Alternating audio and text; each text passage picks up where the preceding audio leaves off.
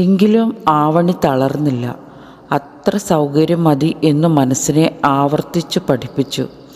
വേനലവധി കഴിഞ്ഞതും അവൾ ദാമോദരൻ ചേട്ടനെ സമീപിച്ചു. അയാൾ ആവണിയെയും അനുജനെയും കൊണ്ട് തൊട്ടടുത്ത സ്കൂളിൽ പോയി മാരിവേലിനുള്ള പഠന സൗകര്യം ഒരുക്കി. അദ്ദേഹം അവന് പഠിക്കാനുള്ള പുസ്തകങ്ങളും ഒരു ബാഗും വാങ്ങിക്കൊടുത്തു. ആവണിക്കും സന്തോഷമായി. താനും പഠിക്കുവാൻ ഒരുപാട് ആഗ്രഹിച്ചതല്ലേ.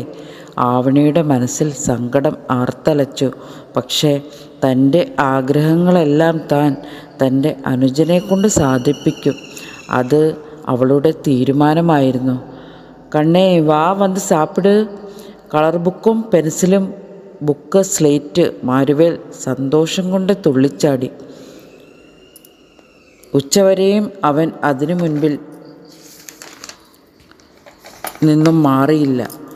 ആവണി അമ്മയ്ക്കുള്ള ഭക്ഷണം വാരിക്കൊടുത്തു. അവരുടെ ഇരു കപോലങ്ങളിലൂടെയും മിഴിനീർ ഒലിച്ചിറങ്ങുന്നുണ്ടായിരുന്നു.